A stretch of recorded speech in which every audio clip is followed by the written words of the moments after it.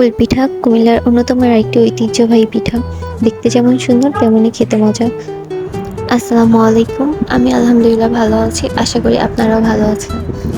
আজকে চলে আসলাম ফুল পিঠার ভিডিও নিয়ে। চালের গুঁড়ি দিয়ে রুটি বানানোর জন্য ঠিক যেভাবে কাই বা খামির করতে হয়, এটার জন্য ঠিক একইভাবে করে নিতে হবে। তারপরে ঠিক এভাবে পাতলা পাতলা করে রুটিগুলো বেলতে হবে।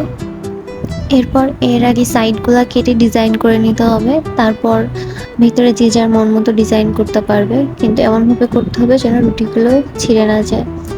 আগের দিনে নাকি খেজুর কাটা দিয়ে এই পিঠা ডিজাইন করা হতো, তো আমি আজকে সুই দিয়ে করছি। একসাথে 4-5টা করে পিঠা এখানে একসাথে ডিজাইন করা যায়। এরপর এগুলো তাওয়াতে খালি ভাজতে হবে, তেল ছাড়া, বা ডালা দিতে হবে। তারপর এগুলোকে রোদে শুকাইতে হবে, ভালোভাবে মচমচে করে শুকায় গেলে তারপর এগুলোকে তেলে ভাজলে সুন্দর তৈরি হয়ে যাবে আমাদের ফুল পিঠা। দেখতে পাচ্ছেন আরিবা এবার এগুলাকে নিয়ে সুন্দরভাবে রোদে ছড়াই দেবে। যে আমরা বারান্দায় এগুলোকে শুকাতে দিচ্ছি। কত রকমের ডিজাইন হয়েছে, দেখতে কত সুন্দর লাগে, মাশাআল্লাহ খেতেও অনেক মজা লাগছিল। আপনারা বাসায় ট্রাই করবেন। সবাই ভালো থাকবেন। আসসালামু আলাইকুম।